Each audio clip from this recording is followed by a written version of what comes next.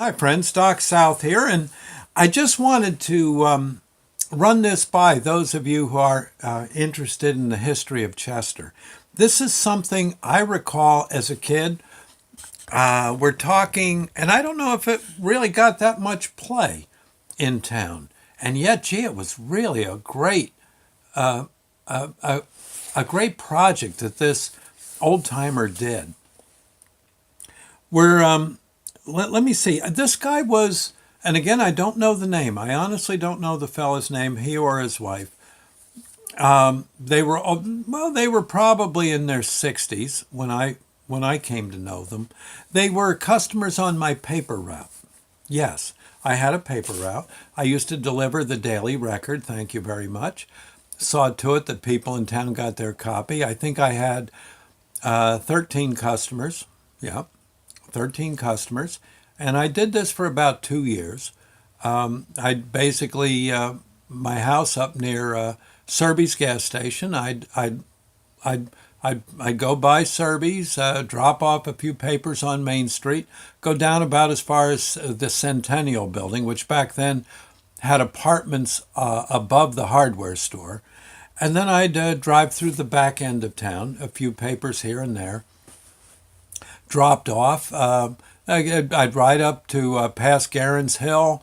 There was a customer or two. And then on Fairmount, I think, isn't that Fairmount Avenue? And then there were a few. You go down Oakdale, I had one or two.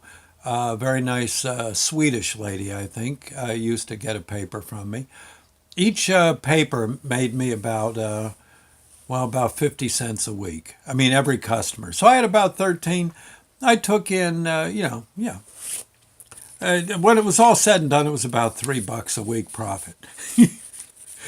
And I must have rode my bike about 3 miles each run. Well, but these folks lived. They were my one customer, I think, on North Road.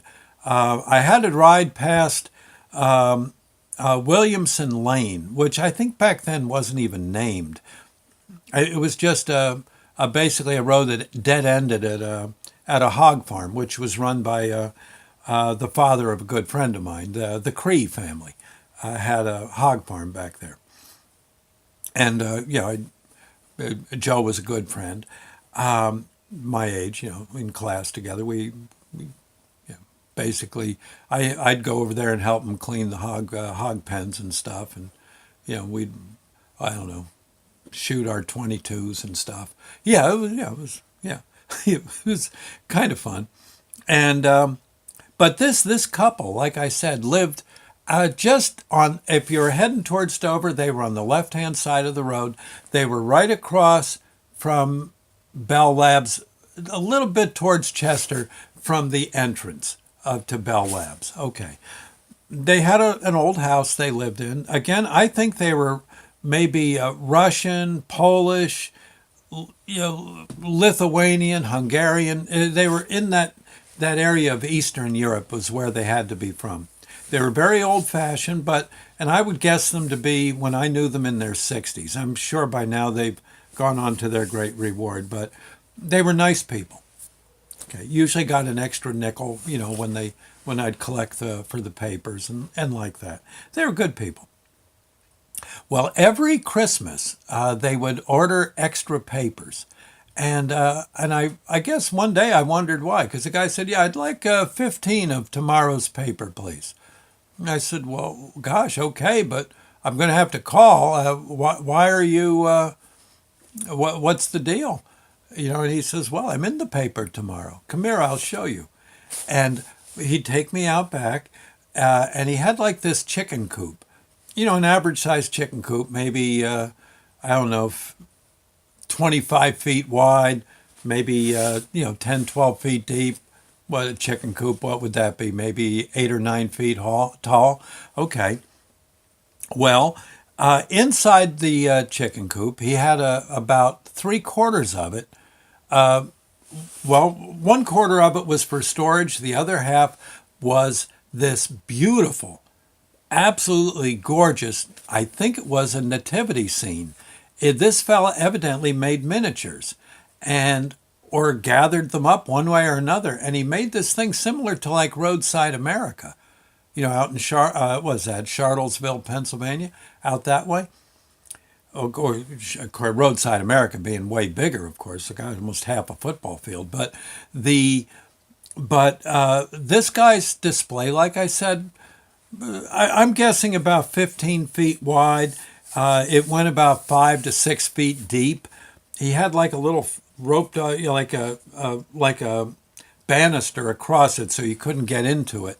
And then it went about 5, 6, 7 feet deep, and I think it was Bethlehem, yeah, and the nativity scene, Bethlehem at the first Christmas.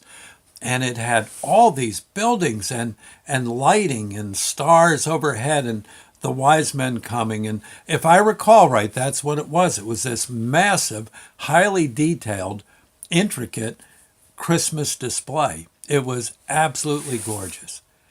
And the Daily Record would come out and do an article on it. I think people were welcome to come look at it, and I guess people did. I don't think he charged for it. I don't think so. I don't recall that being the case. And but it was so beautiful, and I wondered if any of you within this website who enjoy this website, History of Chester, remember that. Like I said, it was honestly mind-boggling. If I recall right, very, very intricate. It was like everything was like handmade, and I'm assuming by this guy. That or he collected it and put it together. I don't know. All I can say is I remember it. It was beautiful. And like I said, they were good tippers. Well, 10%. What was the paper back then? I think, yeah, well, it wasn't a whole lot, but they at least gave me a little extra. They were always very nice. It was they were my only customer on North Road, if I recall right, but good people. Anyway, if you know about it, I'd love to hear about it. DocSouthShow@yahoo.com. Maybe we can talk more about it. I assume you could go to the archives at the Daily Record. They probably have a photo of the thing, but I've not been able to find it. Pretty cool though. Anyway, thought you might like to know. It's a little known. Just a little known item that I think made Chester just that much nicer a town back in the day. I would hope when the guy passed away that they didn't just throw it out, that someone got it. You would hope. Anyway, okay, friends. Well, that's a wrap. Thank you. God bless.